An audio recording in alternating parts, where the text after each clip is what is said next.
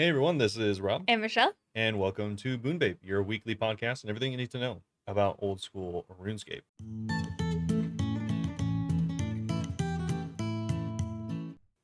Beep. All right, so this week up on the docket, we actually have quite a few things to go over, starting off with stuff that we've been up to this week. We both have cool things. Regular updates and real life updates for us. And then we will be going right into the polls and stuff like that because, like I said, there is a lot to go over. So we're going to go over a poll that's still active for one more day as of recording this. So the Fortis Colloseum poll. Then we'll go into something that not a lot of people saw coming, or at least we hoped. Not so soon. Yeah, definitely. And so there's going to be a new boss. Scurrius. So we'll talk about him, and then we'll go into Varlamore activities and Kourend, which is apparently a long one. It's the longest out of all of the things in the blog, I think. The longest poll ever, or longest blog ever made. We were just deciding who was going to say what, and I was like, oh, that one's really long. I'll read it. Okay. And then we'll be going into the stuff that pretty much the only thing really that people care about, which is the leagues stuff. He didn't read the current changes. He doesn't know that they're really good. Yeah, anyways, so we have a bunch of league updates. Like I said, they are still continually releasing day by day more brand new leaks for new things in the league. For leagues. Leaks. And so yeah, I'm gonna be going over those. Yeah, it's actually leaking. pretty exciting. It's leaking, that's for sure. Leaguing. Yeah. And then we have a Q&A. Okay.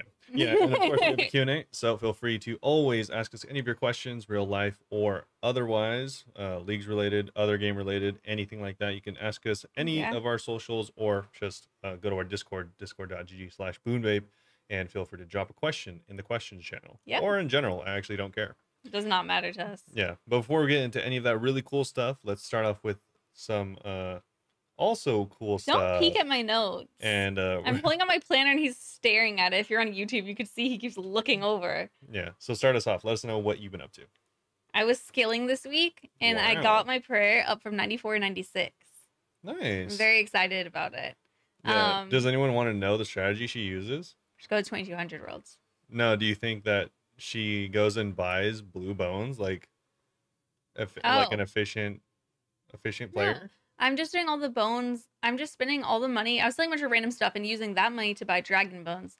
But any superior bones I had, I was also using, but I didn't want to lose any. So I was only taking 4 superior bones at a time and all the rest dragon bones. And I don't think that that's that weird. Because I was going to do both anyway. Yeah, it's only 4 times faster.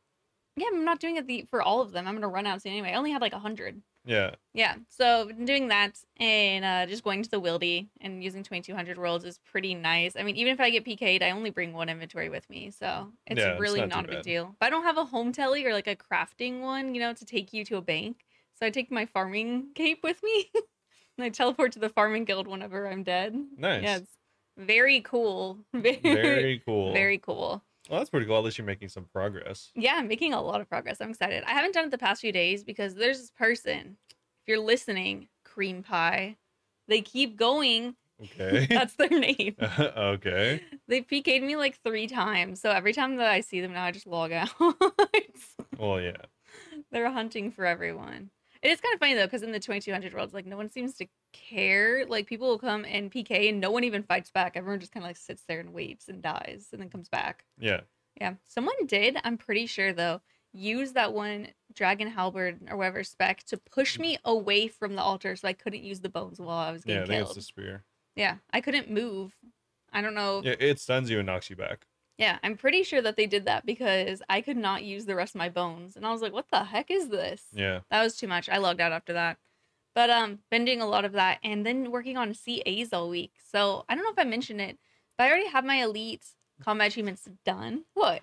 I was just laughing because I've been studying for the test and CA means something different. Oh, okay. Well, he'll say his in a second. I was like, oh, that's obviously a certificate authority. Clearly, he was trying to... Combat achievements.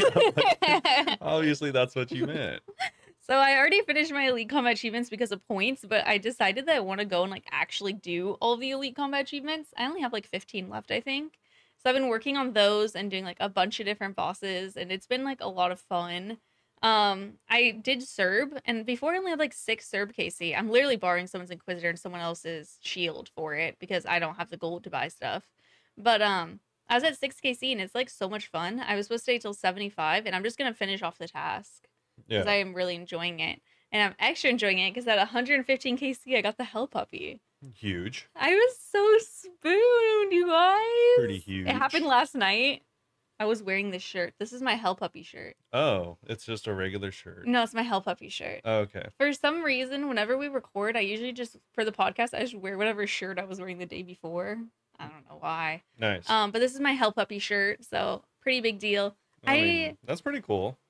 No, I told Robert and he even seemed excited about it. Yeah, because dogs are cool. It's so cute. And I was so lucky. Also, isn't it kind of funny? Because didn't it take... Arcane? It took someone else like a bunch of kills to get it, right? I took Arcane a bunch, like several thousand. I think STD it also took a lot. Yeah, I think STD. Yeah, but now STD has 33,000 KC, so. Yeah. But it took Arc forever, and it's funny because whenever I got it, I was thinking about Arc Rain, by the way. He streams sometimes. I was thinking about. The way you were saying their name sounded like you were saying Arcane. No, Arc Rain. I was almost certain. I was like, Mod Arcane. Yeah, no. I guess so. Arc Rain. It took him forever, and it was funny because I was thinking about it last night whenever I got spooned because it took him like, I'm pretty sure he ended up getting it, but it did take a really long time. And I like posted on Twitter, and somebody actually like tagged him in my tweet about it too. And I was like, oh, I thought of you. Nice. But yeah, so spooned, my 8th pets, and I kind of ruined the clip on it because I was talking about TOS and nipples. So nice. That's how it is. So it's because you've been playing Baldur's Gate. Oh my god, I've been playing so much Baldur's Gate. Have naked characters. I didn't mention it last week. My goal in the game is to hook up with everyone in my camp just because I can. It's a dating simulator for me with fighting. Okay. Yeah. At first I didn't like the fighting, but now I really enjoy it. All good dating simulators have fighting. Really? I've never done a dating. No, I'm just kidding. Oh, okay. I've never played a dating simulator game before. I mean, I guess The Sims. I've played a dating sim novel game before. Yeah, the novel seems like it would make it a little less fun, maybe. Yeah, it was honestly kind of just when I played this when I was a lot younger, and I was like, all right, I don't know what I'm doing. Eventually, I got to a point where I'm like, this is too much reading. I just started space barring through like the whole thing, and I was like, all right, cool. That's how I feel about it's like Doki Doki Literature Club. Oh yeah. I still haven't finished that game because at a certain point I'm like, oh my god, I love reading, but this is too much. Yeah. Because I don't like reading on my screen. I was like, it's cool. Honestly, I can see the appeal of it, like the whole like reading it, like it's an interesting story a lot of the time. But then I just choose your own adventure. I just get over it. And I'm like, I just want to see who I'm able to get together with, and then I get to that point. I'm like, oh, this means nothing now because I just spacebar the whole thing. Yeah. I haven't been space barring through the lore, but sometimes like the people talk way too much. So yeah, I'm like, okay, I was just passing you in the hall. You don't need to tell me your life story. Yeah, but I listen to all the lore I'm interested in, but some of them I'm less interested in. I'm just like, we're just gonna speed read it real quick and see what it sticks in my mind. Most of it doesn't stick in my mind, but that's okay. But I've already hooked up with 2 people. Cool. Lizelle, the green lady, and then Asterian. Yeah. Everyone keeps telling me how those 2 people are not impressive because they'll hook up with anyone. Yeah, they do. So kind of rude. I went on a date with Shadowheart. That was like literally a week ago in real time though, so I don't even know if she likes me. Every time I talk to her, she's like, so that's what butterflies feel like. And I'm just like, okay, but when are we gonna go on a date again? Never. I know, right? She might be the one I end up with though, so I don't mind taking things slow. Okay. This is just another thing. I'm playing on like story mode, so all the fighting's easier. Bro, I'm still getting messed up in these fights. Oh yeah. This is kind of like my little baby account, and then like I even just played like a generic character, like a randomized one. I'll make like an account another time to play with people and like actually do the harder fights. But right now, like the fights are hard enough. This is just like my trial and error one. I think whenever you do end up playing again, because I have a few friends that play as well, and they say that there's a lot of really good mods for the game. Like that's actually what Baldur's Gate and Divinity Original Sin, which is another like turn-based what's it called, Dungeons and Dragons style game. Oh, yeah. And they're like well known for having like massive amounts of mods that will complete the game for you essentially. That's kind of cool actually. Because you know how like whenever we were playing D&D, I had like a Druid of Stars. Like you can't make that in the game. Oh. But there are mods that add all of the 5e That's classes, which cool. is, you know, like dozens of classes to the game, so you can play like exactly how you play 5e or Cool. anything else like that. I'm just doing what other people. I never had magic in our real D&D campaign. Yeah. Which was kind of a bummer because everyone's always using it. So now every second that I can use magic, I'm using It's so magic. funny because she says this playing what a lot of people would argue is the most busted class in the game. Rogue? Yeah. Rogue is fun. Like the meme is that rogues ruin campaigns because they're so good. I think that Rogue is really fun. I like Karlach is like my favorite fighter for her meleeing, and then Will is my favorite major. For sure. Those are my two favorite fighters. Well, that's cool. But yeah, I've been really, really enjoying Baldur's Gate, and I've been like doing a great job like making shorts. Today, I mean, we'll get into why I wasn't as focused today, but I've been like very good at staying on schedule, and like every day I've been making 2 shorts or 3 shorts depending on how much I like write down my planner. On podcast days I only do 1 short. Yeah. So it was the hell puppy, but I'm like fully a week ahead. I just scheduled it for next Thursday, by the way. Nice. Very exciting. And I also have a video that is either gonna come out tonight or tomorrow. It's already uploaded. It's a very short, tiny little guide. I need to make a thumbnail on it though, and I have absolutely no idea what I want to do for the thumbnail, so that's kind of what's keeping me from not making it yet. Pretty cool. But I'm very excited about that. I've been doing a lot, trying really hard to like stick with the schedule. Like today I was messing around playing Baldur's Gate a lot after I made my short, but the rest of this week I haven't been playing any games other than like kind of AFKing prayer, like very slow XP rates while editing and stuff. And I don't know. I feel very proud of myself. Yeah. I'm very excited about it. Very, very progress. Yes. Robert's just like rearranging the screen while I'm talking about it. It's always nicer to have it up here so you can look at the camera a little more. Oh, true. I guess so. But yeah, I think that's all I had. You had some big news. Yeah, so the reason that our schedules are a little off today, and you'll notice if you do watch the screen. Oh yeah, we're only recording in one day. This will be all in one day, so we will not have a change of clothes like we usually do. We should just change the middle for the memes. Yeah. It's because I actually took today off, being Thursday, because I actually went and got my certification. Yeah, which one? Tell me about it. So I got the CompTIA Security Plus certification. So yeah, that's what I've been working towards for quite some time. A few months of pretty hard studying. The past week, like insanely hard studying. Yes. Yeah. Definitely one of the more tough things I've ever done in my life, probably. And yeah, so I took it and I needed a 750 to pass, and I got a 780, 784.4. And so that's pretty cool. Whenever he told me, he lied and made it sound like he failed. I know, I didn't lie. I just said I got bad news. That you only got a 780. I only passed by 30. Ridiculous. But I'm very comforting. He was like, "That's okay. That's okay. Yeah. It's all right." Yeah, I really wanted to pass. One, because I had studied so hard and it took so much time, and also because for anyone that doesn't know, these tests are not cheap. You have to pay to take it. Without a discount, this test is like $400. How much did you have to pay? I had to pay $230 because I have like a student discount. Yeah. And yeah, so pretty expensive. It takes. But you did it. The test was an hour, or was 90 minutes long, and I took every second of it. Yeah. I actually was going through questions and was timed out. It like shows you your time, so I knew I was going to. Oh, but I was like, did you just fail them? I was going through questions, and I had I'm actually a pretty good test taker, I think. Like you're allowed to like mark which questions that you want to go back to and stuff like that. Oh, that's cool. So I skipped the first 3 because they're always harder. And then I went through all of the questions and then eventually went back and like tried to re-answer some. So cool. But yeah, so that was pretty nice.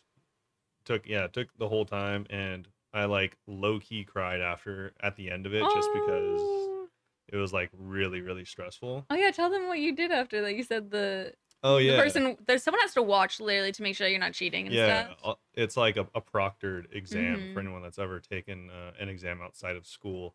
Like someone literally watches you on a camera the whole time so that you don't cheat or whatever. Side note, I was looking at part-time jobs, and being that person was one. And I was like, maybe I'll apply. Oh, yeah. She was really busy. There was a lot of us there. Yeah, I don't know what I would do if someone was cheating though. So I'm like, I don't know if I want to handle that. Oh, you just immediately revoke the test, I'm pretty sure. Yikes. Yeah, unfortunate. But yeah, like I did like a whenever I finished, I just did like a double fist bump type of thing. like a fist pump, and once you saw you pass? Yeah, once I saw I passed. And like I didn't, like I covered my eyes at the very end, so like because I didn't want to look at the score, because I was like, if it was a fail, it would have been so disappointing. And then you almost cried a little, or you did cry a little. Yeah, a little bit. It was it looks like you're gonna click stop recording. No. Yeah, it was pretty okay. You know, I'm not mad with it. I passed, so now I can move on to the next thing. But I'm gonna take a little break. So I'm actually. Oh yeah, you have like a little game thing. I'm planning on playing leagues. I'm gonna cry. I'm so excited. Yeah, so I didn't wait, he didn't tell me he was playing for sure. Yeah, I wasn't sure, but considering I want to take a little bit of a break before the next thing I start studying for more rigorously, I'm still going to continue studying, just not as... Just give up for a month. Not as regimented as this last one. This one seems, I mean, correct me if I'm wrong, but this one seems like what you needed for entry-level jobs, and everything else is just bonus for entry-level. Yeah, so this is this is like a federally accepted certification. So if you want to work for any company that has any secret clearance at all, then you have to get this. So it is definitely entry level for sure. Cute.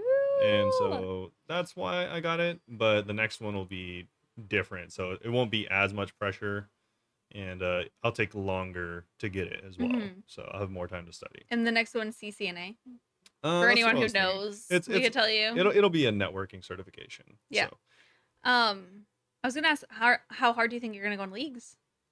I mean, not super hard. I still not as much last time. I still only plan on really playing games during the weekends. Okay. Just because I still don't want it to become like a regular thing. He does. I heard him talking to his friends earlier saying, I do think I have a problem playing games. Oh yeah.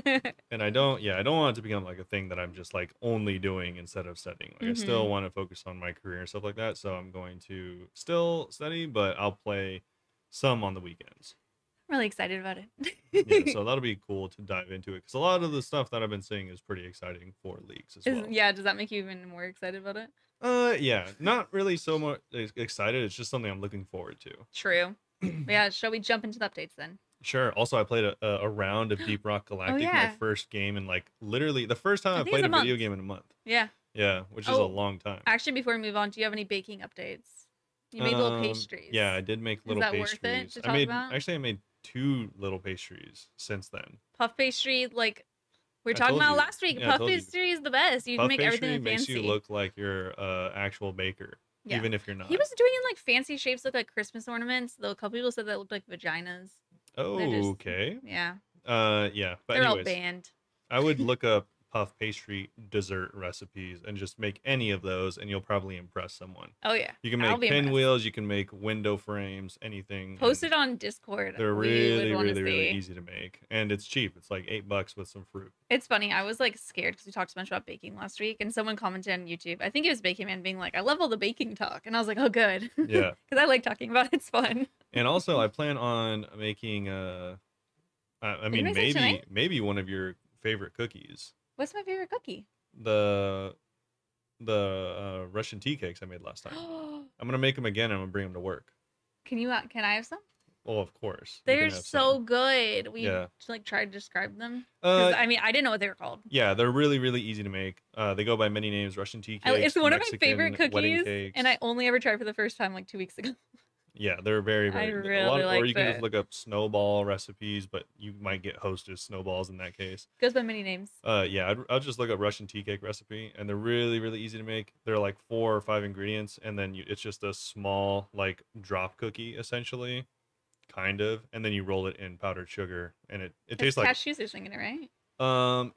You can use almonds or walnuts, and you toast them, and that's the main flavor. It's just whatever nut you use. It is. So you can use macadamians if you want to. Fancy. Yeah, those are expensive. But yeah, not those ones for us. Yeah, those are pretty good. So I'm gonna make some of those. I'd recommend trying them. They'll also probably impress people, and they're really easy to make. They will. They're really good. Yeah.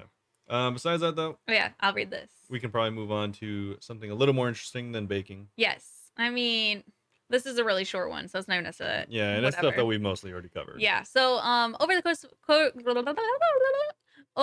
of October, we filled you in on 2 of the main events for Varlamore's initial release, the Fortis Colloseum and Perilous Moons. Today's blog doesn't contain any new information, so we are not really going to go that far into it, but we just wanted to tell you guys that the poll for these 2 is out right now, and it ends tomorrow. If you are listening to this 24 hours after it was published, you've already missed the poll. Yeah, it ends on Friday, yeah. So you had plenty of time to vote already if you wanted to, and this will contain all the stuff that you know about that we talked about. We could just say the names of the weapons and not go into it. Yeah, it's going to be Dazana's Quiver, which is the new back piece. Back piece sounds like a tattoo. Oh, yeah, it is. Glaive of Raylos. Also, we have the Sunfire Fanatic Armor. This Forgot is about that one. Yeah, the range prayer armor. And then... Oh, actually, they have both sets. Oh, they have the prayer version too? No, they have the melee version. Oh, so gotcha. they have the Rune Armor Proselyte melee prayer bonus set, and they also have the other set. And so it says, would you be comfortable with the addition of the prayer and range bonus version? Oh. And question number 5 will determine which approach we take. And so they have question number 5. It says, which of the 2 would you want to be added? Oh, okay. So good thing we did scroll a little bit on this. Yeah, so there's a double vote. Yeah, I didn't read it because I thought it was everything we went over. I'm a good podcaster. I honestly think the proselyte replacement might just win. I wanted the proselyte replacement to win. I think it's a better option. Yeah, I agree. They also have the Echo Crystals. Yeah, that's the one that you put into the boots. Yes, yeah, which is kind of random, but it gives the AoE damage for I think this one might fail. I want it to pass, but I do understand people's weirdness about it being in boots. But I mean, I feel like the boots isn't that weird. Like you could be like a stomp. Yeah, you know, and Guardian boots do kind of suck. So yeah, give him something cool. Why not? We also have the Sunfire Dust and Runes. These are the ones that'll give you the 10% minimum hit. I'm curious about those passing, just because they're new runes. I think it's really cool in combination with the Fire book. You know, but by itself, I'm kind of just like whatever about it. Yeah. Next we have the Perilous Moon set. So the Blood Rager set, Frost Moon set, and Eclipse set. And remember, I think all of these were combined, like attack things, kind of. What's the way? Like hybrid sets. Kind of. Were they all? No, I was like, I don't know what you mean by hybrid sets. Remember they have here. Click that one. They have like the 2 different attack styles. I thought. No, like, the Blood Rager is just all melee. Okay, well not the Blood Rager. Look at the other one. Okay, let's look at the other one. So Frost Moon. Frost Moon has 2, no? It has melee strength but magic attack. Yeah. Well, it's still. It's like kind of a hybrid set. Yeah, sure. Kind of. Well, I'm thinking it was a hybrid set. Okay. I mean, yeah, sure, whatever you want. Okay. So okay. 75 magic, 70 attack. So sure, we'll call it a hybrid set. Thank you. And then the Eclipse set, which is just 75 attack. Well, 32 melee strength too. Well, yeah, because it's technically a melee weapon. Yeah. Even though hybrids. Yeah, no, you're right. It's just a weird way to put it, I guess. And then we also have the Bladed Moon. Yeah, new defender. Actually isn't even in the poll. Oh. There's no poll question for the Bladed Moon. What does it say? One of the most discussed. The slash bonus weapon is pretty chunky. There are concerns that inadvertently buff the Fang. We want to show you that we're listening to your concerns because of this in the response to yesterday's feedback post. We won't be pulling it alongside the other rewards. Instead, we'll be pulling it at a later date. Okay, so the Bladed Moon will not be joining the rest of the items onto the poll. True. So we'll not be joining the game. Yeah, they're gonna talk about that in the Fang more, and they said hopefully in January. Yeah, sure. Their plans in January, so 2 months from now. I mean, I'm glad because the Fang's already busted, so whatever. I was excited about it, but that's because I love how busted the Fang is. Yeah, no. So I'm glad they did that. Personally, obviously. But so that's it for the poll blog. Make sure to get your votes in, and if you missed it, well, better luck next time. At least you can vote on the Blade later in 2 months. Yeah, in 2 months. Speaking of things that you will likely be voting on in a few months, we have a new boss. I love him. This is a blog specifically about one of Michelle's family members, Scurrius, the Rat King. This is going to be I'm the rat, he's the mouse. A new mid-level PVM boss. Yay! Yeah, this is a boss that they kind of teased. They're trying to make a boss similar to one that was kind of jokingly drawn in the subreddit, where it was like a red rat, a green rat, and a blue rat. It was like a cannon on top of the rat. A cannon on top of the green one to show you like each of the fighting styles to get you more into actual PVM. Because all PVM, after a certain point, uses, you know, overheads and prayer switching, makes all kinds use of unique things of different mechanics that you see all the time. But really, until you get to that point, there's not really a lot of that. Yeah, and it's very sudden, it feels like, the way he teaches you it. It's like, oh, you are doing this boss, which is now like technically an entry-level boss. Well, hopefully you understand prayer switching. Well, anyway, go to a TOA expert. Yeah. Good luck awarding. And God forbid you don't have overheads at that point. Right. Anyways, though, we have this mid-level boss, which will hopefully teach you some of the base mechanics of the game. Beneath the familiar streets of Varrock stirs a lurking horror. Hidden away in the dark. I have to call him that. Dank depths. I was actually talking about you. Oh. Dark, dank depths of the city sewers resides something so terrible that even the bravest of the city guard refuse to venture in. Everyone knows that the city guards there are, like, weak. Yeah. And they say, no, we're not talking about Michelle. We're talking about don't say that. Scurrius the Rat King, a rodent of most unusual size. Also known as Michelle. Are you tough enough to deal with him? Let's find out. So this is actually going to be a pretty interesting boss. Scurrius the Rat King is designed to introduce core PvM mechanics and help newer players get to grips with combat. This rambunctious rodent and his pack will test your knowledge of overhead prayers, dodging skills, and ability to maintain multiple monsters during a fight. All the things you need to master if you plan to take on tougher bosses. So the boss, they do have some drawings of what it'll be like, and it's essentially a giant rat, if you can imagine, with two little rat homies sticking out of his back. Yeah, like growing out of his back like a mutant.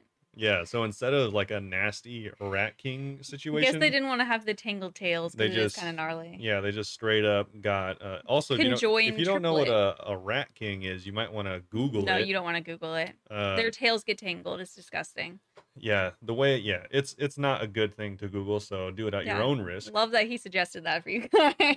But yeah, so on YouTube, try to put a picture of it right now. This is the next best thing. So we got little rats growing out of a big rat. Yeah, they could join triplets. Ratception. They are finishing up those final touches though, so this isn't final by any means, but it'll probably be pretty close. The design.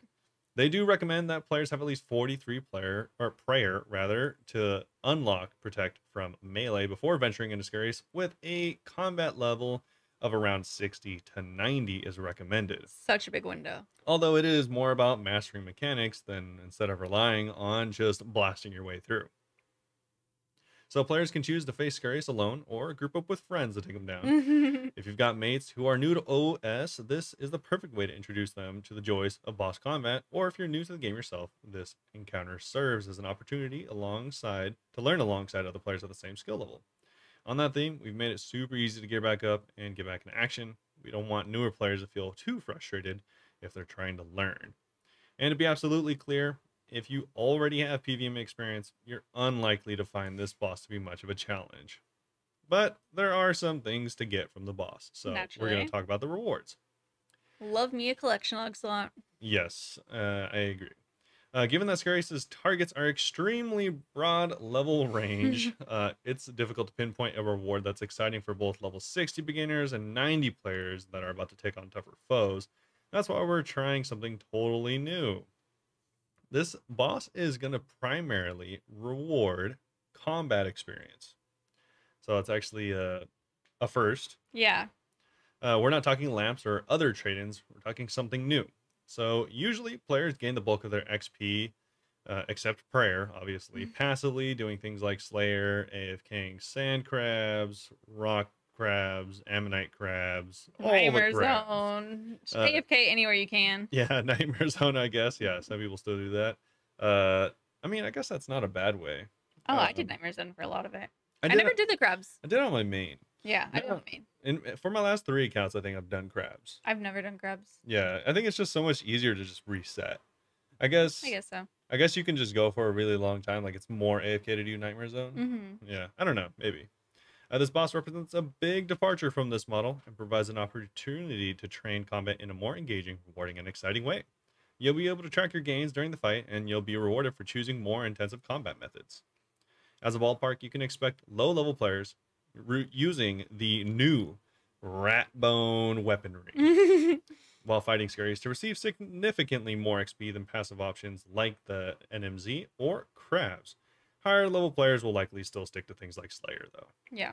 I like that, though. That's nice that they're providing a way to get XP that's not just AFK. Yeah, absolutely. Hating your life. Yeah, because that's a double incentive, because the boss is also going to drop loot and stuff like that, too. It's just also going to give you pretty good XP. That's nice. I like it a lot. That being said, if they are staying true to this, then I would expect around like 30,000 to 40,000. Nightmare Zone was like 30, I thought.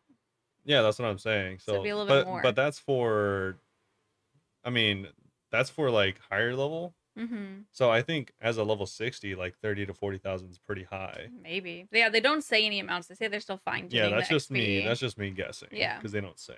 But if I had to guess, it's probably going to be, 30 to 40, maybe 45. I could see that. Not too much, though. Yeah, because I feel like you don't really get more than that doing Slayer unless you're like doing some sweaty things. Slayer's very slow XP. Yeah, I mean, it can be fast, like I said, if you really know what you're doing. Now you're probably wondering, what on earth is rat bone weaponry? So yeah, this is pretty interesting. I like the way it works, actually. Okay. So in short, rat bone weaponry lets you double down on those XP rewards, but you'll need to get a bit crafty first. Note that these weapons can only be used against Scurrius, so you won't be getting this XP. Yeah. Or actually the weapons at all on any other enemy. I get the not being able to use it and get the XP on other enemies, but I feel like you should still be able to use it just to use it on other enemies. Yeah, I agree. Yeah. I agree. I think they're changing that. I think their special effect should work only on Scurrius, and then they should just like make it so it's an intermediary weapon. Yeah. Because it says, well, make it maybe not as strong. So make it so that it's stronger and it gives you XP. Kind of like the thing in Shadow inside of TOA. Yeah, exactly. True. So they do start off by saying that Scurrius, you may obtain the uncommon, untradeable rat spine. Gross. Nice.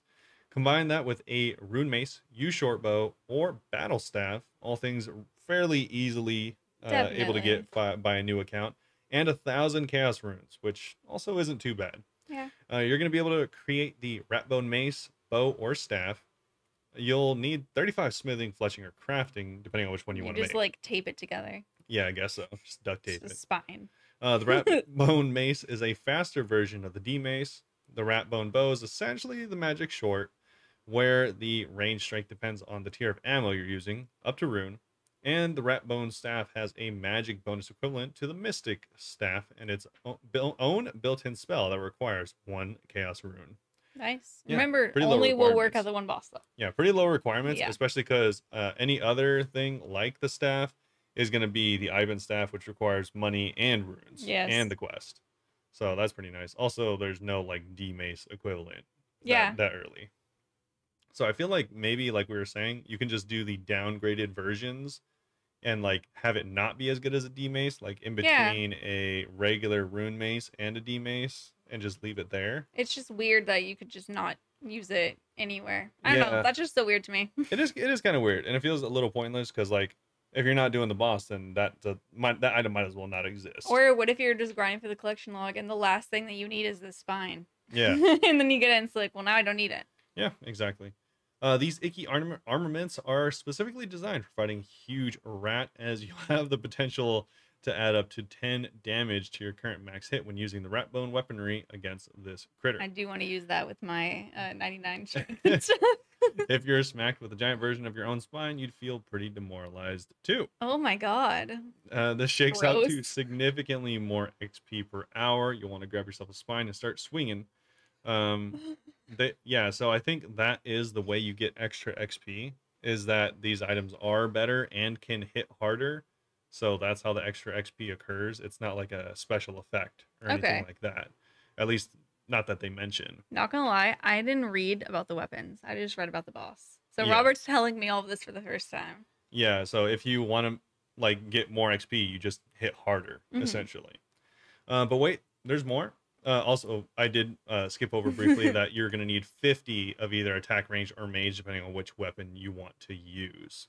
Higher than I would have expected. And they do have a picture of all their stats if you do care to look at their stats in more detail.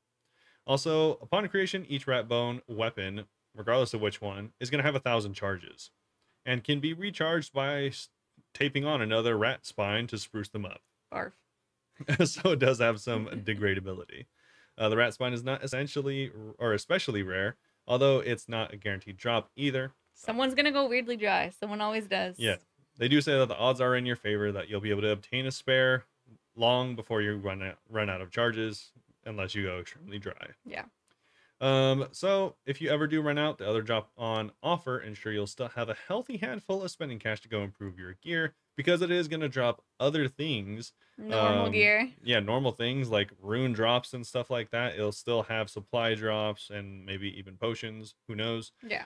These are going to be all your bog standard supplies and all the ammunition that you might need. Mm-hmm. It does say that it's actually going to drop plenty of magic and ranged ammo suitable for your level. That's actually really nice. So maybe chaos nice. runes. Yeah, exactly.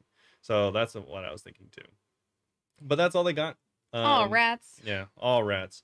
With this in mind, we're especially interested to hear from low-level players or those of you who aren't comfortable with PVM if the thought of Jad has you quivering behind a boot-shaped rock, or the idea of venturing out into the wilderness to face the multitude of bosses and players alike terrifies you. We want your feedback. I want to know if there's going to be a pet. I'm assuming that there will. Hopefully. If there's a pet, like, low-key, I've never done this before, but I'm like, maybe I would just stay here and grind the pet, because it would be really funny to have a rat kills following would you probably around. be really fast. I imagine that they would be. But it also makes me wonder if there just wouldn't be a pet because of that. Yeah, potentially. Anyway, buckle down because it's my turn, guys. We're going to get into the Varlamore activities and Kourend changes. Yeah, apparently this is, if you want to listen to it, there is an 18-minute long audio read of this. Yeah. So, or you could just listen to me say it and somehow make it like 30 minutes. Yeah, somehow. So this is the final part of the consultation on part 1 of Varlamore. I'm just gonna like jump straight into it, honestly. I'm just gonna skip the intro. So, part 1 activities. The rich new environments we're creating in Varlamore will offer plenty of opportunities to skill, and today we're going to discuss agility, mining, prayer, and thieving activities. Nice. And you didn't read this yet, right? I haven't read this at all. Yeah, I'm excited about it. So please note that none of these new activities will bring in the best XP per hour within the game, of course. That's what's up. But they will be competitive against current methods elsewhere. Plus, they'll offer you some variety for your training and generally bring Varlamore alive as you interact with the alluring environments and colorful characters of this exciting new region. So, starting with agility. I am tripping about how, I mean, they said not the best XP per hour within the game, but if they don't add an actual comparable decent mining thing into this expansion, I will be deeply saddened. Yeah. Agility course first. You scrolled too far. I was going to surprise you with the outfit. It's fine. How would I scroll down without seeing the outfit? Give me the mouse. How is that possible? When we debuted the Varlamore map at this year's Winter Summit, a few eagle-eyed players wondered what the giant skeleton down at the bottom right corner was all about. I didn't even notice it. I don't even know what they're talking about. It's known to Varlamoreans as the colossal worm and is a boast-worthy landmark for sure. Sadly, though, the underside is now absolutely crawling with termites, jeopardizing the integrity and structure of the mighty beast. So the Great Museum has appointed Worm Tongue to tackle the infestation and preserve the majestic worm. Yeah.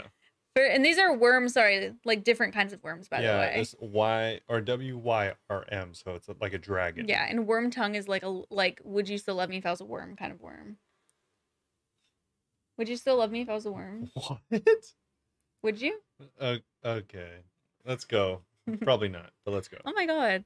But anyway, age is creeping up on Worm Tongue, so he needs your help. This is aimed at players between 55 and 70 agility, with 55 as the minimum requirement. In this course, we'll see you exploring the caves underneath the skeleton, gathering up pesky termites. So Wormtongue will be on hand to instruct you on how the course works and provide you with empty jar to collect your critters. Catch the termites and then trade them in for rewards at the store. The rewards will be bone shards, a stackable item used in prayer training, which we'll kind of get into soon. Basic teleport crystals that allow you to teleport out of the agility dungeon and back to your guide. Advanced Teleport Crystal allows you to teleport out of the Agility Dungeon and back to the guide multiple times. The other one's just once. Wow. A Graceful Sewing Kit. It can be used to recolor an item in the Graceful Kit to the Varlamore Graceful Kit. Dude, the Varlamore Graceful Kit looks pretty sick. Do you want to describe it for us? Yeah. Well, it kind of just looks like a... You know how, like, what I would imagine, like, uppity people wear their the sweaters, the sweater over tied around them. Yeah, tied around them. Not like they ever actually plan on wearing it. They just want to show you wear they have like a Versace, tennis, like the tennis club, yeah, or whatever. Exactly. But anyways, so they have just that, no actual shirt, so it's kind of like a over tunic with a hood. And the female character, they put thing that looks like a black sports bra low-key underneath. Yeah, like so black it's not bandages nipples or something. But anyways, the lower half kind of just looks like Masori to me, which is kind of cool. Like a discount Masori. It reminds me of joggers. I mean, you got like the mandal sandal situation on the bottom with some feather bracers, as well as a hood with feathers on the top. Sticking up the back. Yeah, so overall, I think it looks really good. It's a blue, tan, and yellow color scheme. So I like it. I kind of wish it was a little bit more colorful maybe, but... Yeah, I think I like the concept for it, though. Yeah, the concept's kind of cool. At first, I was unsure because the way that, like, the pants are, it reminded me of whenever you just tie a jacket around your waist. Kind of just looked like that. And it reminded me, the draped over your shoulders, it kind of just looks like your characters got hot and, like, took off their shirt and draped over their shoulders and folded up a jacket. Yeah. But the more I look at it, the more I'm coming around to it. It's definitely not my favorite Graceful, though. The reason I like this Graceful is, well, one, I do think it generally looks pretty good, but also... It is very different, too. The more Graceful they add, the higher probability that combining different sets doesn't look dumb. And I think this actually will go a long way for that. I think that this head especially would look with a lot of sets. I think the feather head. I think the three main pieces being the head, chest, as well as the pants would go well with a lot of different pieces. I do like that's like completely different from the other design. You know, so many of them are the same exact design but different colors. Yeah. This one's very different. Pretty cool. Yeah. If you don't like the outfit, you can also opt to rescue the termites and gift them to the Hunter Guild in exchange for Hunter XP. Oh, that's actually pretty cool. That is really nice. I mean, if you like green log it, rather, you know, not necessarily just the outfit, but if you don't want to get your extra XP and stuff at the store, you get Hunter XP. Well, does it give you extra XP for turning them in? No, I just assumed that. Oh, okay. So if you don't want anything from the store, you could just get Hunter XP. Yeah. That's actually pretty nice. So after I green log this, maybe I just do that.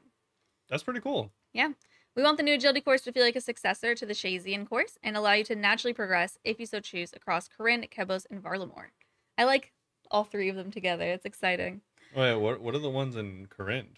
Straight up, I have no idea where the Shazian one is. Yeah, I was like... I think I've seen it, and I saw it like only a few months ago, and I was like, oh, there's an agility course here? And I didn't run it. It's just like on top of some of the buildings. Oh, okay. Never used in my life. I'm hoping that this is like relatively competitive. I hope it's good XP. The jump between, you know, whatever and then Sears can feel kind of long, especially because technically I think staying at Canifis from like 40 to 60 is most efficient. So I don't remember. I remember I did that one time and I didn't like that. That's like a lot of laps. No, I like that it's not just running laps, it seems like. You're going in and actually doing stuff. So it's like a beginner sepulcher in a way. Anything that like makes it so I'm not only running laps will be nice, and it also gives graceful kits as well. So if I can just make it so from 55 to even just 60, it's like relatively good enough that it'll pull me away from rooftops until I go to Sears, then that'll be enough for me. Yeah. Next up is the... Oh, wait, they also, sorry, skipped over a little bit. We're looking over the current agility methods throughout the game and aiming to take inspiration from the strongest parts of the skill for a course that feels good to tackle and repeat. So it sounds like they're probably just taking inspiration from Sepulcher, if I had to guess. Yeah, probably. Because no one is getting inspired by running in circles. Well, speak for yourself. Just like, ah. I'm a NASCAR aficionado. Oh, yeah? So sure you are, bud. That gets me hyped. Next is the mining activity. So they claim that even before all the conversations around mining starting, they'd already spoken about including a new method for you to mine to your heart's content in Varlamore. Sure. They probably did. I'm just being annoying. I mean, that's kind of like, you know, I don't even know what analogy I'd want to use, but I love your analogies. Somehow make it about like cupcakes. That's like looking at a hospital and just being like, wow, there's some people here that have problems. I already knew that. Yeah, exactly. Okay. It's like, yeah, tell me something new, my man. Like, obviously, mining's got problems. His comparisons are always so fun. I mean, it's just so obvious. Like, I mean, it's cool that they're looking into it, but like, dude, I mean, I thought it was just funny that they're like, we were actually talking about this before you guys were talking. Like, okay, you're a hipster for fixing your own game. Looking. Like, come on, man. That was funny to me. So this would require 40 mining. The new method will be low intensity, a bit like a combination of Cam Dissolve mining and Tears of Guthix. Tell me why Cam Dissolve mining was dead on arrival. Actually, all the stuff that came with that was just nonsensical. Our best, most viewed RuneScape video is a video in Cam Dissolve. Yeah, which is crazy. Yeah. That content should have been so much better. And my guides were not really guides at all. And sometimes people still comment and be like, this isn't really a guide. And I'm like, I know, it's also 3 years old. Yeah. I don't know what to tell you. Because most people that do say it's not a real guide actually seem to also say that they don't have a problem with it not being a guide. Yeah, no, the top comment on that one is, this isn't really much of a guide, but I love your enthusiasm. Yeah. But anyway, so with the veins, you'll be able to mine bone shards, which, as I previously mentioned, are items used across Varlamore for worship and a stackable resource. Love stackable resources for mining. Yeah. For anything. For anything, really. Every so often, water will trickle down one of the veins, and mining those veins doubles the mining success rates. Okay, what is this? Tears of Guthix? I mean, they said it's inspired. Wow, very inspiring. Occasionally, players will receive calcified deposits. These can be smashed with a hammer and an anvil for either a stack of bone shards, cobalt that can be traded into someone at Civitas Illa Fortis for gold, and a one-time use tradable Camtorum teleport. Whoa, Camtoro. Love me tellies, though. Much like the alternative use for termites, you'll be able to take the bone shards to our next activity in exchange for prayer XP. They also say they've got some other plans for current mining activities that they'll talk about very soon. If they don't give Volcano mining XP boost... Nope. Never again. It is a scaling boss. What skill, though, no one knows because you don't actually train anything. Surely it's room grafting. Anyway, we'll move on to prayer activity. Head on over to Raylo's Rise and get ready to pray to the God of Sun in our next activity. You'll need a minimum of 30 prayers to participate in this worship. So the gameplay loop: bring bones, bless bones, chip into shards, offer to Raylos. Riveting. Interesting. Mm-hmm. So the only thing you'll need to bring other than bones is a jug of wine, which can be used to fill the libation pool for a successful offering. I think that's like kind of annoying to get as an iron, no? Jugs of wine? No, you can buy them. Yeah. I forgot you can buy them. Also, you could just make them. I don't know, it's annoying. Yeah, whatever. You just add grapes to water. I've never made one before, and I have 99 cooking, so I never will. Yeah, you just add grapes to a jug of water. Yeah, people get the crazy XP from it. But bone shards can be crafted from most existing bones, and each shard, no matter what bone they're made from, will give the same amount of experience when offered, but the tier of bone determines the amount of bone shards you receive, with higher being better. And some bones also offer a chance for bonus shards. So technically, it gives the same amount of XP, but you will be having way more shards if you use like dragon bones. Okay. Wine can be used for up to 1,000 shards. You'll be able to use sunfire dust found at the Fortis Colloseum to change your wine into libation wine, which results in a little bit more XP for each bone shard offered. However, it also reduces your maximum shards. We're currently thinking between 500 and 750. We're also offering you a way to unnote your bones. This is nice, so you don't have to spend lots of time going back and forth. Overall, we're looking to set the XP of each bone to slightly higher than the Gilded Altar. This is dumb. But be aware that XP per hour will be lower if you're not bringing the bone shards gathered from elsewhere. All right, brother. Tell me why is this dumb? They are just eviscerating something already in the game that is almost exactly like this already, but worse in every single way. Do you know what I'm talking about? You think people are going to like this more? No, no. I'm not comparing it to what's already in what you're thinking of. Okay. There's another thing. What? Bro, the ectophile. Oh yeah. That is the same exact thing. You just like grind up your bones, do it, and it gives you 400% XP. But it has all the bad things that they're improving in this method. So this is the better ectophile. Yeah, this is the same exact thing. You funny. Bring your bones from wherever, and then you enchant it by grinding the bones, and then you combine it with a bunch of other stuff, and you get 1,000,000,000 billion XP. That's funny. I didn't even realize. I don't ever do that either.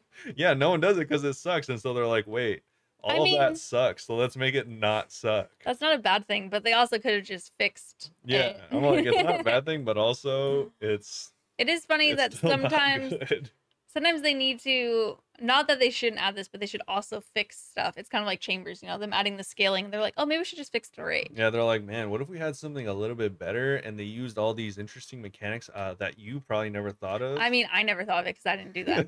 It's so funny. That's way higher XP than I thought it would have been. Yeah, no. And the Gilded Altar is... I'm assuming it'll be slower.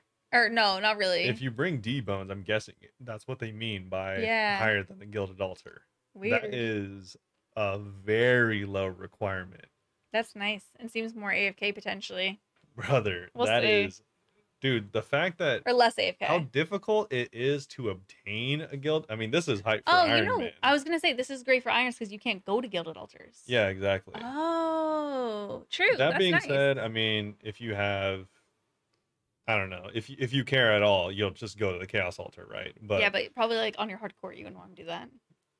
Yeah, exactly. So like this will be a safer method, or yeah, I don't know. I mean, this is cool for irons, but also, yeah, dude, that requirement's so low because to make a gilded altar and then have all that incense for it is such a burden. I'm interested to see what they have to say to people's feedback then, because I didn't even really think about too much. Yeah, it is pretty low requirements for a pretty busted XP. Yeah, that is a lot of XP. I mean, it's 250% for a gilded altar. Damn. 400 for the Ecto Functus, and then 700 for the Chaos Altar, I think. Yeah, around 700. Yeah. It's nice. Moving on to thieving. This is the final activity that we're going to go over. Within the walls of Civitas Fortis, a dodgy character lurks around the more affluent houses of the city. You could chat to them, and they'll instruct you to rob houses in the area and hand over the stolen valuables to their associate waiting nearby. Like they even say like probably best not to ask questions. There's no context here. He's like, go rob that house, and you're like, all right, I'll do it. Why not? This is so weird. Okay, like these people aren't bad people. They're just like, I mean, maybe they are bad people. They're just rich people in the city, and you're just stealing from them. It's pretty funny. It's funny because like I guess all the other ones don't really make sense either. Like stealing from Ardoin Knights. They deserve it. The only one that actually makes sense is stealing from the vampires. Oh, and the ham people. Oh, and the ham people, I guess. But like stealing from elves also doesn't make sense. Do you remember, was it Harger who was like, you make goblin meat burger? Yeah.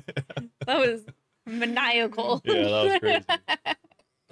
That reminded me. Anyway. Especially in reference to what it's referencing. I don't think that everyone catches on to what it references. Well, not everyone's American. True. So once you've reached 50 thieving, you'll have to enter the houses without being detected, and each house has a different entry method. Once inside, stand next to a shelf to search it, much like you do with fishing, and then you rummage around the shelves and get a small amount of XP. By handing items to the fence will earn you a bigger hit. So the rummaging around, it kind of reminds me a little bit of how Pyramid Plunder is, I'm assuming. Dude. Yeah, I agree. This also... But then bonus at the end. More akin reminds me almost exactly of actually a really good thieving method. Yeah. And it's when you go through I think it's Piscarilius and you steal from the houses. Oh, isn't this thing artifacts? Yeah. Yeah. But tell me why it's like almost the same. You like go to a dude and he's like, go steal these things. You roll up, steal the thing. You get XP for doing that. Or is it agility? No, I think it must be thieving. And then you have to avoid the guards, and then you bring it back and you get a bunch of XP. Side note, have you heard about the squirking? Oh god, yes. If you don't know about Sorceress's Garden, it's become like way more popular recently because you go, it's one of those annoying things like Ratcatcher-esque where you're just trying to not get caught. Yeah. That people found out that if you go and everyone spam clicks through this thing, it'll only catch one of you at a time. So people are getting like going into mass worlds and going and like running this little maze and getting squirk juice. It's a disgusting name. I'm sorry. It's just what it's called. Yeah. Getting that and you traded in for thieving XP. And everyone was like doing it, you know, they thought it was like Duke mining. Everyone was like, when you do this, like, well, it's still in the game. But they actually were like, oh, we're fine with this. And they gave us squirk worlds. Oh. Did you not know we have worlds now? No, I didn't know there's worlds. It says like Squirk on it, and then the other one says like Squirkin' 2 or something like that. You know, it's so funny because like people think this is like a thing, Mm-hmm. but like the reason they're fine with it is because you could one click Oh, not get Squirt. caught. That was a thing since the beginning of time. I was never able to figure it out. Like, not to sound like a hipster, but I used to do squirking a lot. I used to be quite the squirker. Yeah. I used to do it a lot. I was never able to figure out the one click. Yeah, like it's so funny because like obviously this probably makes it easier, right? But like, yeah, I mean they should be fine with it because it has always been in the game. Yeah, it's just people didn't really realize how much you could take advantage of it till now. Yeah. I mean, the squirt juice was never that bad. It's just I can never figure out the one tick, so that's what made me not like it much. Yeah, and also it's kind of like weird, a little boring, and also apparently it's the best pet drop rate. Oh, sure. Yeah. So that makes me, whenever I work on my thieving, I'll probably do a lot there and like knights, maybe vampires to get some money too. It's pretty good for irons too. So I mean, you get all the farming XP and also you get clean herbs. You get too. As well. Yeah. So yeah, it's pretty decent for irons. Yeah. But it's not something I ever really want to do. I don't think. I mean, I don't think like, oh, sick squirk. Can't wait to go get some squirk juice. Yeah, exactly. Squirking with the homies. I'd rather just do regular theming stuff. I like clicking on Arty Knights. I'll do a little bit. I'll probably switch between them. Especially on mobile. I've always liked clicking Arty Knights. I don't mind Pyramid Plunder. Oh, yeah? Yeah. So that's why this one doesn't sound that bad to me because I don't mind Pyramid Plunder. Okay. But I mean, you need 50 thieving, so I'm sure it won't give you that much XP. 50 thieving, yeah. Not too high, though. That's like 5 less than Arty. Okay. But anyway, back to this. So, taking a bigger hit. At any one time, a single house in the district will be marked with a chalked symbol. This indicates a high value target.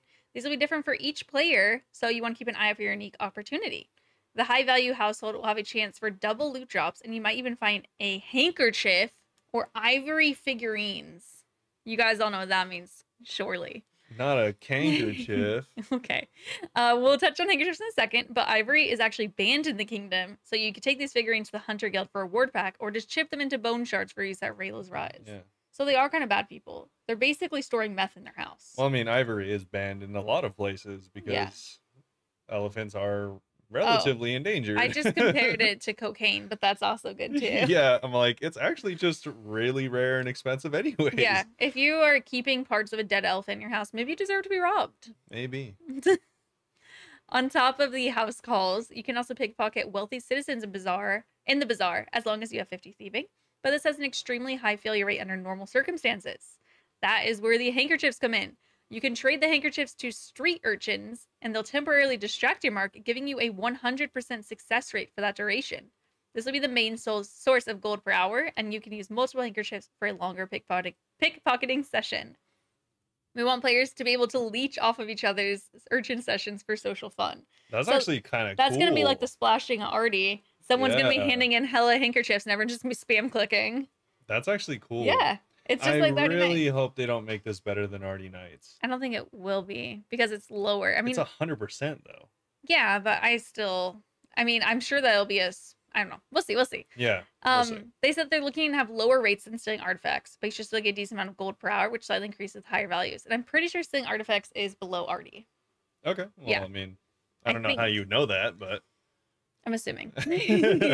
You're like, I think it, considering they tell us nothing about XP rates.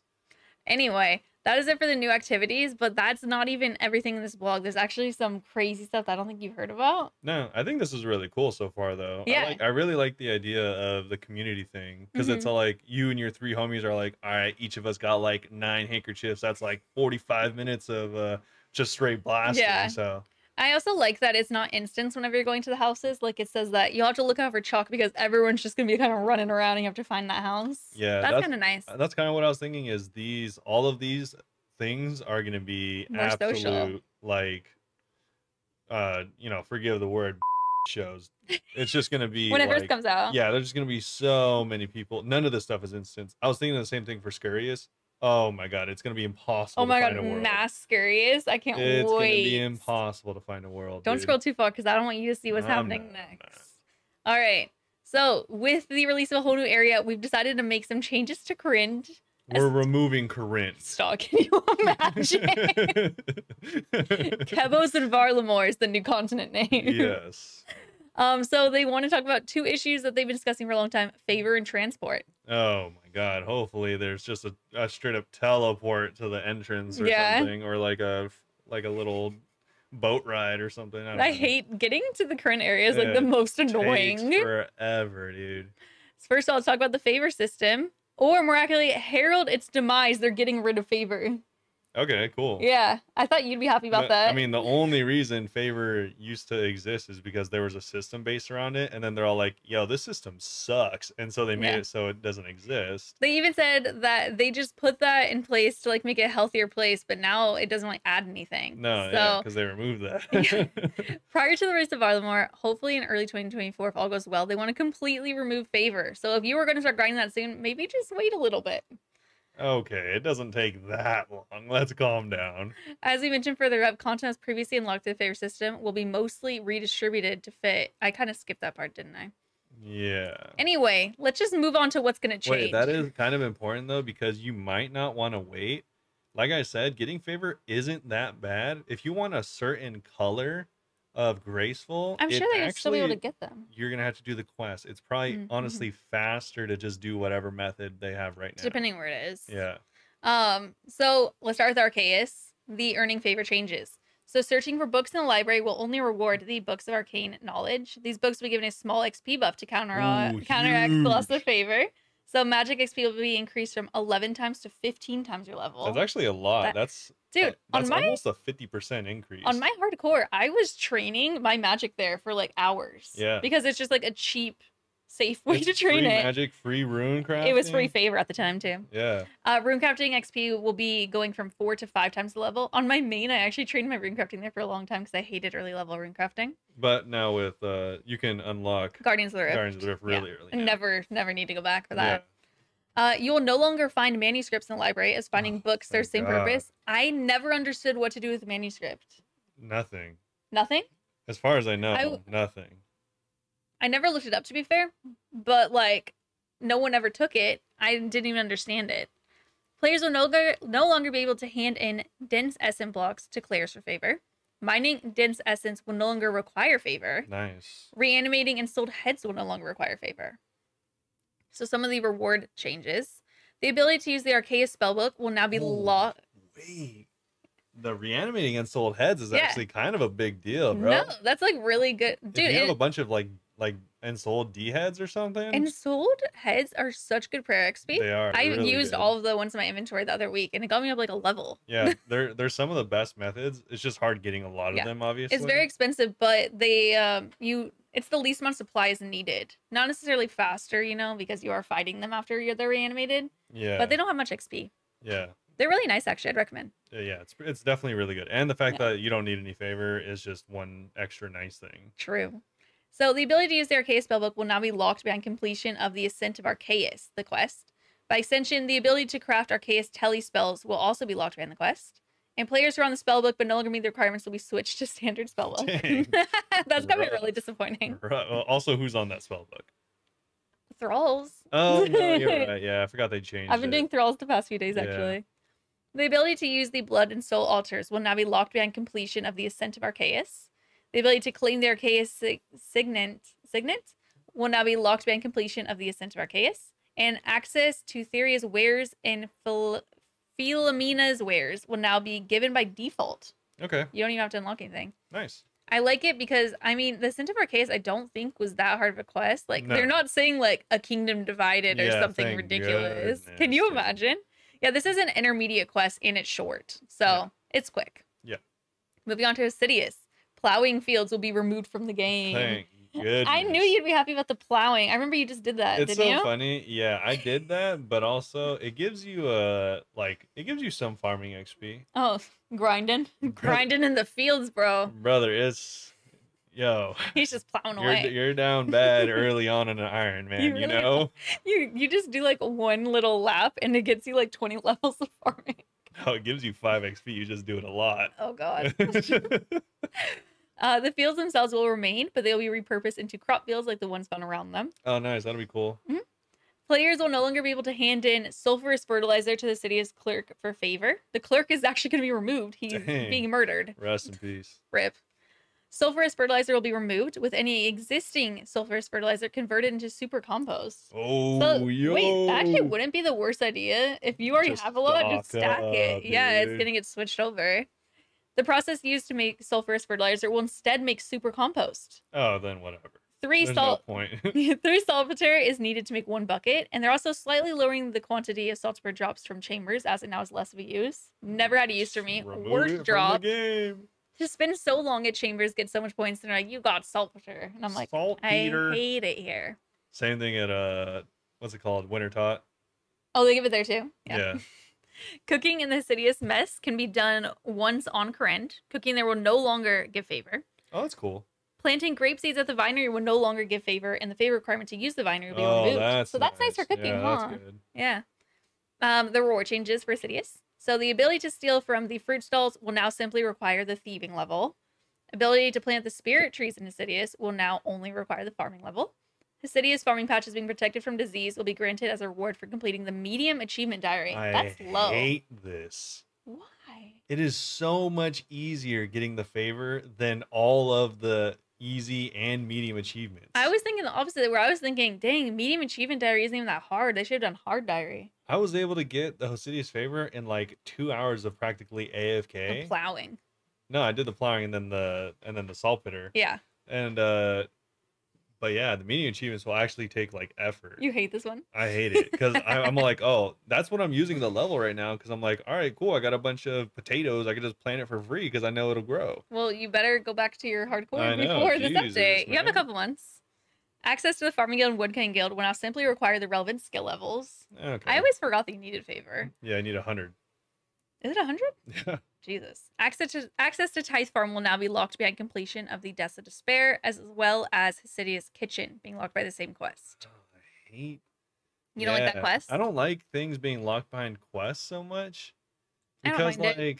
Because a lot of the ones there are easy. Like, this is another short intermediate one. I know. But you do have to fight a level 36 Sand Snake, which if you're really, really low level and just wanted to go skill around here, that could be frustrating. Like, I just wanted to do Tithe Farm. True. Like, on your hardcore, you're literally level 3. Yeah, my hardcore, I'm like, obviously it's taken a while, but, like, I was, like, planning on just planting a bunch of stuff at my guaranteed farming spot and then getting the 30 whatever level in order to go to Tithe Farm. But now when this comes out, if I'm still in the process of doing that, I can't. I guess you got to get on it. I guess so. I mean, I wouldn't get on it because I still only have 10 HP. So True. Moving on to Lovakinj. So the favor changes. Favor has been removed from mining volcanic sulfur, and the mining XP will be increased from 25 to 35. Oh, nice. In addition, the damage taken from sulfur clouds will be reduced, as will the overall number of sulfur clouds. Thank God. I hate those. But who's going to go there now? I mean, yeah. True. Creating dynamite will no longer give favor. It will no longer be possible to smith, shazy, and supply armor. Instead, the armor smith will simply be normal armor. This will act as an alternate way of obtaining the armor. And to counteract the reward loss from handing in armor, the mining XP given for mining Lovakite will be increased from 10 to 60, which is significant. Yeah. And the smithing XP per bar will be increased from 10 to 60 as well. The clue step to hand in a box of Shazian supply armor will now require the player to smith a tier 2 Shazian plate body. Thank God that's actually one of the worst clue steps in my opinion. You have to go and mine it and smith it and make a full outfit, and then you have to go and get the crate because you can't just hand them the outfit. It has to be in a crate for some reason. Nice. So annoying. The Lovakinj minecart will no longer need setting up, and they're gonna talk about that more later. There's some more changes. That's good. The reward changes. So access to Thyris Urkar's Find Dynamite store will now simply be given by default. The ability to mine at Lovakite will now simply require the mining level. As noted, the mining XP will be increased. Reminder: the Lovakinj minecart network will no longer need favor to access. Access to the blast mine will now be locked behind completion of the Forsaken Tower. Cool. Piscarilia's favor changes. Told you guys there's a lot. So the crafting XP from repairing fishing cranes will now be increased from 3 times your level to 4 times. Huge. In addition, repairing cranes will now also give 4 times your level construction XP. That's actually pretty good. Yeah, I was thinking this isn't a bad thing to do if you don't have money and just like want to chill and do your construction while watching a show. Nah, you're just gonna do other things. I guess. I mean, Temporos as well as Wintertalk yeah. give decent amounts of construction, so True. you might do this if you really want to, but Okay. yeah, if you want to focus on it, maybe. The process of repairing a crane will now also be slightly faster. You can no longer bring fish to Frankie. Players will no longer be able to hand in buckets of sandworms to Tynan for favor, and there will be no requirement. Nice. Stealing artifacts will no longer give favor either. Okay. The rewards for Scurrius. Access to Kenelm's wares and Frankie's fishing emporium will now be given by default. The ability to catch anglerfish will now just require the fishing level. That one's very nice. Yeah. Anglerfish is like my go-to food lately, man. The ability to steal artifacts will now be locked by completion of the Queen of Thieves. That's a really easy quest, though. Yeah. Like, that's one of the first quests I always do. Shazy and favor changes. The ability to heal wounded soldiers will be removed from the game, but the soldiers are still just going to be vibing over there. Yeah, they're just going to Like, stay jacked up forever. No, I hope that they're, like, healed. Nope. That's messed up. The diary task to heal a soldier will be replaced with a task asking the player to do a lap on the low-level Shazy and Agility course that you didn't even know existed. Nope. Who does? I mean, now you will when you have to do the diary. Killing lizardmen will no longer give favor. Tackling organized crime will no longer give favor. You can still receive training manuals, and this will become the sole reward from this activity. But the manuals will be given a 25% XP buff to counteract the loss of favor, and you may tackle as organized crime by default. Don't think I've ever done that. I think I did it once, and it was actually okay. I think you have to do it. Yeah. I think it was okay, but, like, I didn't do a lot of it. Actually, I don't know if you have to do it. I think I did it once, and I was like, I'm just going to go back to healing. Healing's the easiest. I mean, it was the easiest. I did that to 100 this time around. Yeah, I did it too. Challenging soldiers in the Shazy combat ring will no longer give favor. The favor requirement to challenge soldiers will be removed, so you can just go fight them freely. That's cool. For awards, access to bridges, weapons, and players' armor will now be given by default, and the ability to kill lizardmen shamans will now be locked by completion of Tale of the Righteous. How do you feel about that being locked by a quest, though? I don't really care. No? I thought you might actually care. That one's a short intermediate quest as well, by the way. Like, that's a fairly high-level thing to do anyways. Yeah. All right, moving on to other changes, the transport changes. So minecarts will no longer need unlocking and will no longer have any requirements to use. Players will simply be able to take a minecart for a cost of 20 coins. It used to be 50. You can still unlock the ability to use the minecarts for free, but this will now be locked behind Forsaken Tower. And any players who previously purchased unlock will be refunded. That's stupid. Why? If you already have it unlocked, just leave it unlocked. Oh, yeah. I mean, I think that it will be unlocked, no? Oh, no, well, it just said it'll be locked behind the Forsaken Tower. I mean, I was just assuming people would have the quest done anyway. No, yeah. I think if it's already unlocked, just leave it unlocked. They just relock it. That is kind of annoying. Yeah, that's stupid. I mean, it's the same with the arcade spellbook. Going through and unlocking the arcade spellbook, and then like, just kidding, you don't have this unlocked. Yeah, I guess so. Yeah. Various changes will be made to the Kourend Castle tally. So the tally will now be unlocked by completing Client of Kourend, rather than being unlocked at the library. The magic requirement will be reduced from 69 nice down to 48. It's actually a very big difference. Yeah, that's very high. The runes needed for the spell will be changed, significantly lowered. I'm just going to say what it is now. So it'll be 2 law, 1 fire, and 1 water. Before it required a soul. And I remember in the old... 2 souls. 2 souls, yeah. And I remember the old, like, the rune pouch when you could only have 3. I would always get annoyed because I couldn't fit the whole tally in it. Yeah. Tally tabs for the spell will be added. They can be made in your POH and will work like other tally tabs. Some various changes to Cardis Memoirs. So the maximum number of charges will be increased from 8 per page to 20 per page for 100 in total. That's cool. Should be higher, but that's cool. I never charge mine. Like, because you're not an iron, brother. No, like, I struggle to get around in Korean except for the Xerox, like, tellies. So you're just lazy. Yes. People always are like, just use that. And I'm like, you understand, I don't remember how to do it. You just get the runes and then you go to Land's End. And then, yeah. And then you can do it there. Sounds like the worst thing in the world. Oh, okay. Completing a Kingdom Divided and obtaining the Book of the Dead will grant extra 150 charges rather than the extra 20. So you have 250 in total. It's actually pretty chill. 150 charges. Oh, per page. 100. Oh, yes. Okay. Sorry. Okay. That's a lot of charges. Yeah, no, that's good. 250 is a good amount because currently it sucks. Yeah, it's like barely any. Yeah, especially as an iron, I use it a lot. Oh yeah, getting around. Additionally, charter ships will be added to Port Perilous Land's End, and you'll no longer need to fix the ferrying in our case to use it. They're also going to be refunding players who have already fixed it. That one's huge because that ferrying's really nice. It's 100K. Yeah, I couldn't even afford it whenever I first saw it, I remember. They're also adding an extra fairy ring near the Hosidius Vinery. God. That's nice. Getting around Hosidius is a pain, bro. They're like, there's let's like add nothing. the biggest place and make it so you can't get around. Yeah, there's like just Kourend in general. It kind of sucks getting around, so I'm very happy about these. Honestly, they should have also just added a couple more spots for the minecart system while they're at it. I was thinking that they would. Because there's only like 4 of them. I never use the minecarts, but I mean, maybe I will now. We'll see. Mean, I think the closest one is if you teleport to like. If you go to the heart, there's one right next to the heart telly, the center of Kourend.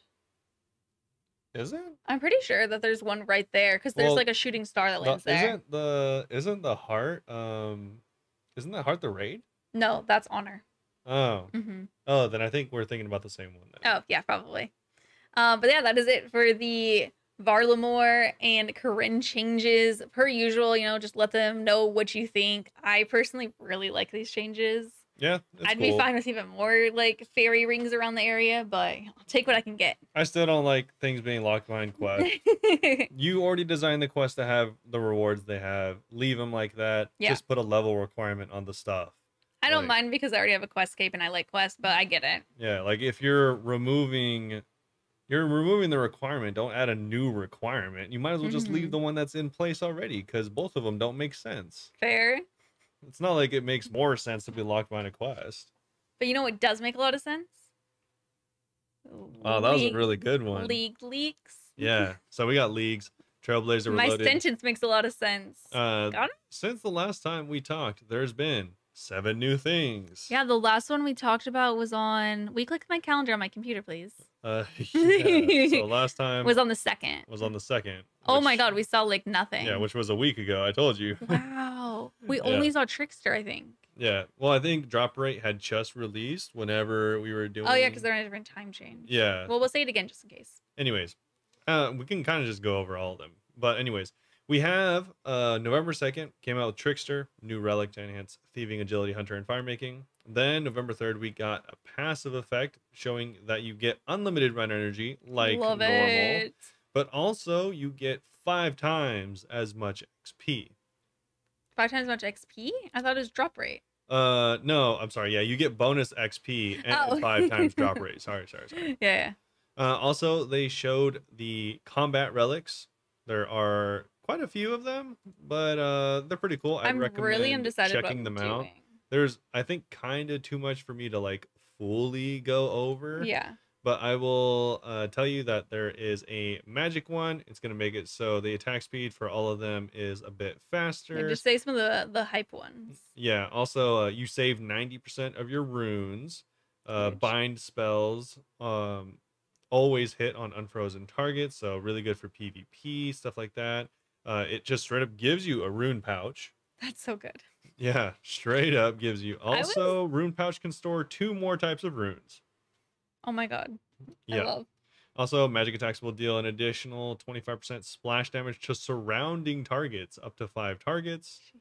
Increases your accuracy by nearly 200%, as well as 20% damage. A lot of people think that magic kind of got the win this time around. Well, I thought I would be choosing magic, and I was talking about it, and because like I'm just assuming, you know, I'll try to get a shadow and whatever. Yeah. Someone pointed out that if I am getting that, then I would probably have to use one of my region unlocks on like Thermi and stuff to go and get like the necklace, like the amulet. The necklace to like make it better and stuff. So before you choose it, I don't know that you'd have to. Yeah, I was like, I don't think that's necessary. But I was going to say, before you choose, just think about the other things other than the main weapons that you'll also potentially want. And just, you know, keep those in mind as well. I don't know what I'm picking. I might still choose magic because I'm basic. Maybe you'll pick ranged, because range is going to give you quite a few things as well.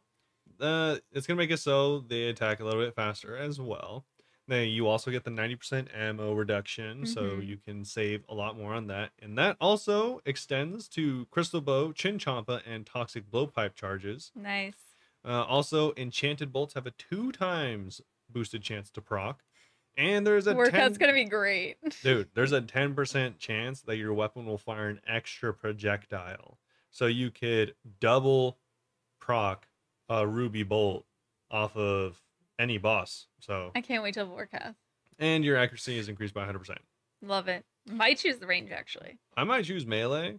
Ooh. So melee attacks will also be a bit faster, immune to all status effects, including but not limited to poison, venom, Oh my fire god. breath, with with the Fire exception breath? of stun and roots, and this applies in both PvE and PvP. So you don't need to bring anti-poison, anti-fire anywhere? Nope. Oh. 10% chance to Wait. deal critical strikes as a successful melee hit, dealing double damage. And your accuracy is increased by half.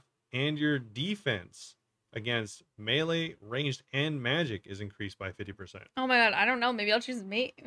Everyone that you read, I'm like, maybe I'll choose that. Yeah, I don't know. They all sound so Seems pretty busted. good to me. But those are Dang. the combat relics, so make sure to choose your style. Enjoy additional effects depending on your chosen style, and the unparalleled power of 2-tick mega rares like the Twisted Bow, Scythe, or Tumikin Shadow. Nice.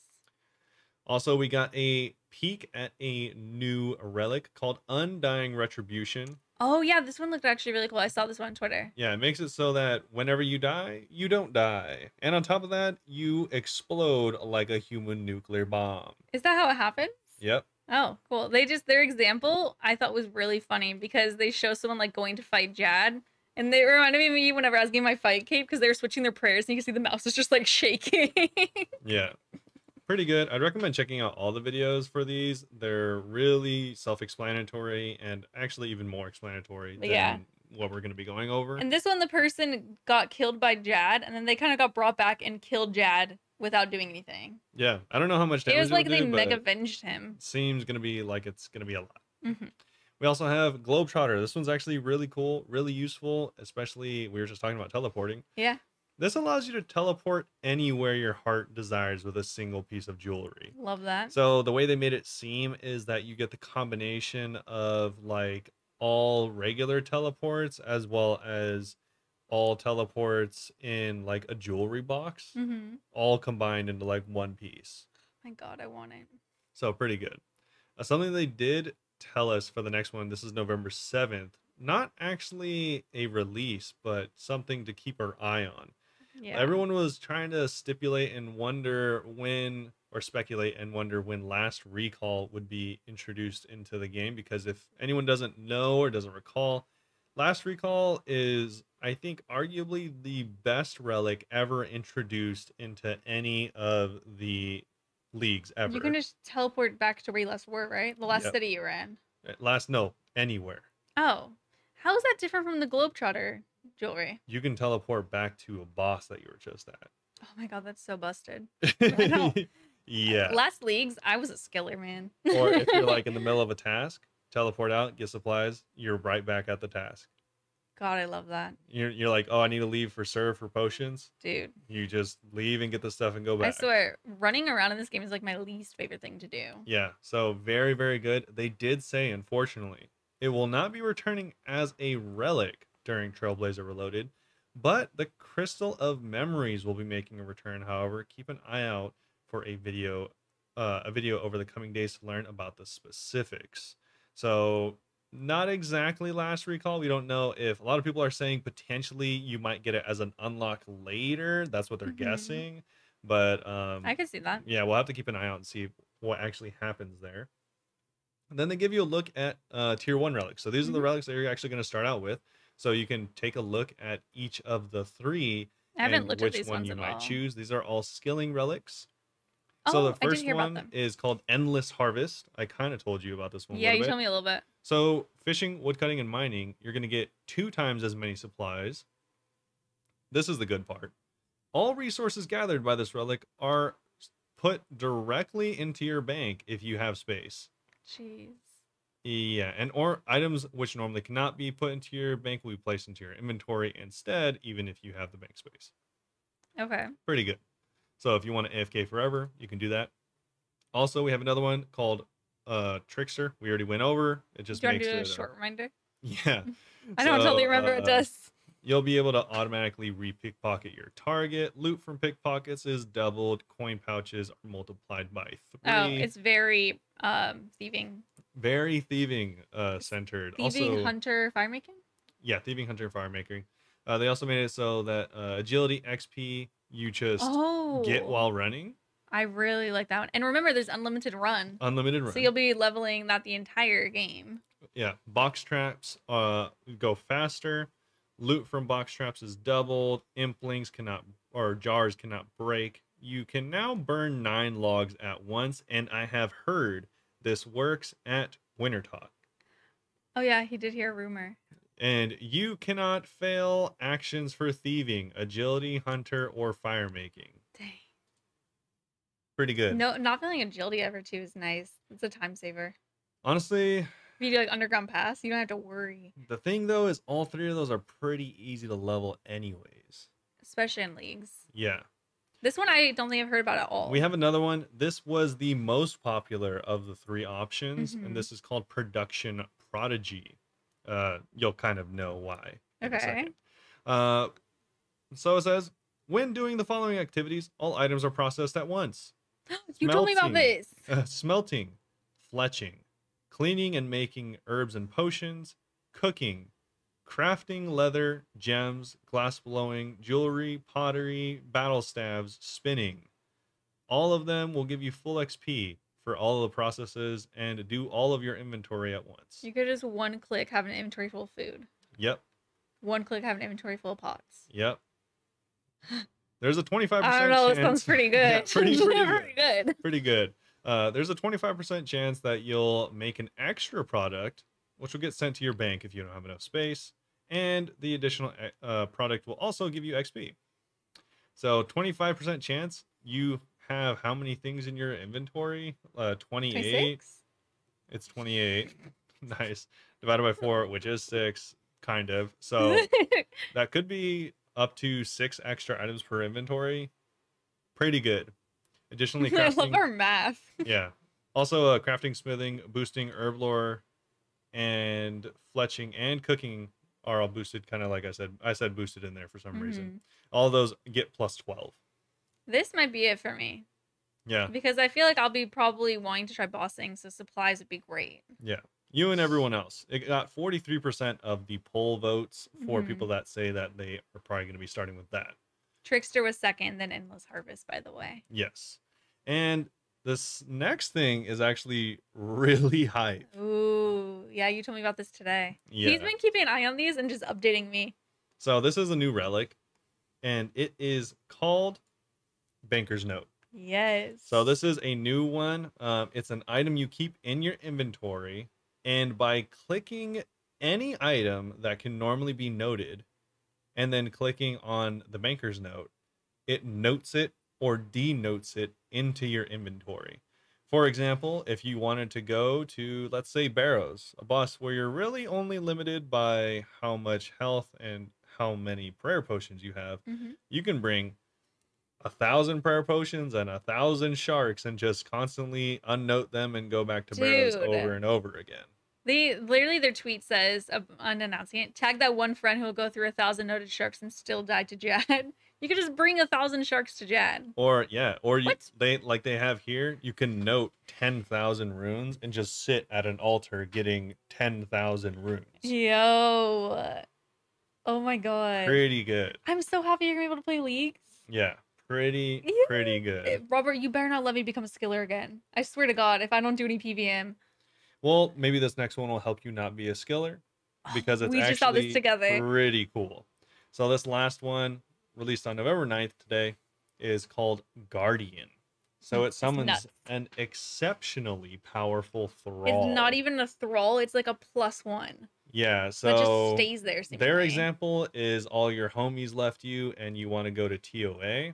Well, if you use this, you blow a horn and your homie appears, and it can shoot fireballs at many enemies. It can also use range. It seems like it's kind of limited to... It doesn't seem like it takes damage, though. It doesn't take damage, just like a normal thrall. Yeah. And it seems like it is limited to ranged or magic, I think. At least in the video, it's not meleeing at all. But even when it does magic, it hits multiple enemies at the same time. Oh my gosh. So it is seemingly very, very powerful. Just imagine like a thrall on steroids. That is so cool. And it seems like you don't have to keep like making it show up again like a thrall. You know, it doesn't go away. Or if it does, it can stay for quite some time. It hits for a 15 on Zabak, which is, you know, obviously pretty good compared to the like 2s that regular thralls hit. They're trying their best. So pretty impressive. Oh my god. We still have 6 more skills or 6 more days of special unlocks. So we'll go over all of those next time. I can't wait. That's pretty exciting. Cool. Yeah. I'm pretty excited for it. And Leagues, again, for anyone that doesn't remember, will be out in 6 days when we're done going over this. November 15th. Yes, November 15th. Oh my gosh. Do you have a plan for Leagues? Do you know what regions you're going to choose? I am going to choose the raiding regions. Can we raid together? No. Please? I think he's lying. I think we're going to raid together. We've never. Actually, I'm just gonna choose all the non-rating regions. I'm gonna follow you around. Isles. I'm gonna follow you to DKs and just lurk. I think I'm gonna unlock Kourend and only go to the Blood Altar. Oh. That's it. And then he's gonna raid with me. And then I think I might do the desert, but just kill lizards. Okay. I heard that mass chambers and Leagues, you'll get like several purples every single raid. Well, yeah, and also it's dumb easy because you're doing like infinite damage and there's like 35 guys there, so. I'm so excited. He doesn't raid, so this is going to be so fun. Yeah, I mean, it'll be cool. Okay. I'm excited. Anyways, so that's pretty cool. Make sure if you're looking forward to that to stay up on this. If not, then, I mean, we'll have other stuff to talk about. Yes. But we can also jump into our Q&A. Yeah, we have I think a couple RuneScape questions and then an in real life question as well. Cool. So, first up, RuneScape. Matt said, so if you didn't know, Harger and I met in business school. We're just talking about Jagex and OSRS from a business perspective. I know we're nerds and came up with 2 questions.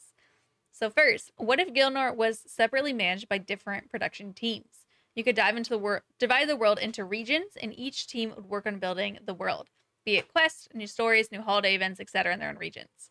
That means developers at Jagex would specialize in a specific region's development and culture, and upper management would direct the interaction between the regions. What do you think? I actually like this.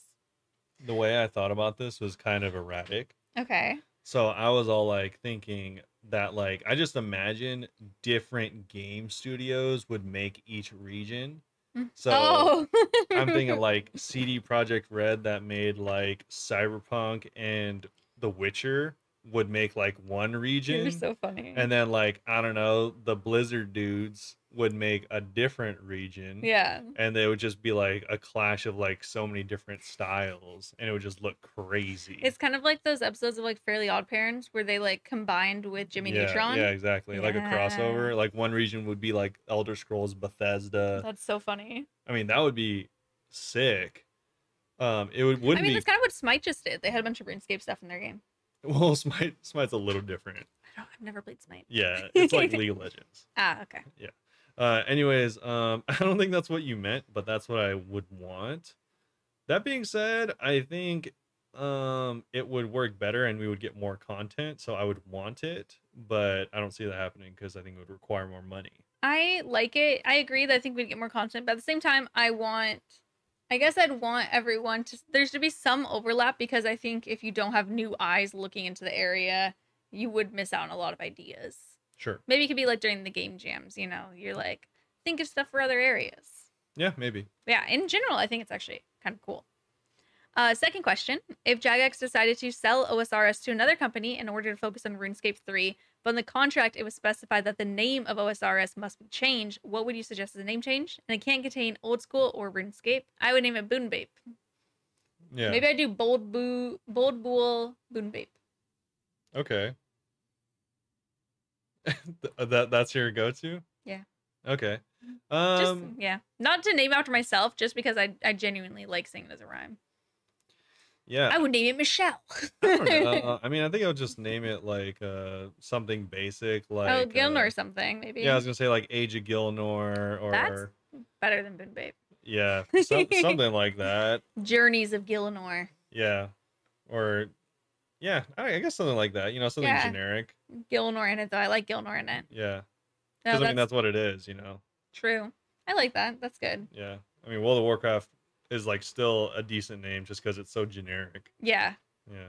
RuneScape is a very specific name. It couldn't be something like the Fall of Gilnor because eventually it won't be the Fall of Gilnor anymore. True. I mean, maybe it always will be. They'll always just never continue a quest and it'll constantly be falling. Or we just call it RuneScape 2. I don't know. Yeah, I'll probably just go with that. That was a good one. Next is an in real life question from Ivor. Ivor is coming in with these questions. I used to live near someone with a yellow 2006 Subaru Baja. What's the lesbianest vehicle you've ever seen? All right, let's I'm use bisexual. some proper grammar. I'm bisexual, so I'm gonna make this joke and be like a U-Haul. I don't even know what that means. The joke is that oh, that is a very lesbian car. The joke is that women in relationships with women just move in with each other fast. The joke is that they love each other a lot and move in fast. Oh, okay. Yeah, pranked. Sure. I was gonna say kind of. I mean, I have no idea, right? I don't have any like gay or lesbian friends that I talk to regularly. I was like, well, I'm not You're lesbian. what? You're I'm what? bi. Okay, exactly. You're only half. You can't just be like, I'm everything. But I'm pretty gay. Yeah. Not that I hang out with often. That being said, I guess just people, non-people in real life, just people on Twitch that you don't know what they drive. Yeah, that being said, the car that I see the most, especially just kind of in general of the LGBTQ community, is crossovers, which is kind of funny. What's the crossover? Like a crossover is kind of like the Subaru Baja. Oh, like it looks like a small car, but also kind of a truck at the same time. Yeah, it's a car that has some qualities of a truck or a van or vice versa. So like this definitely seems like an older LGBTQ thing.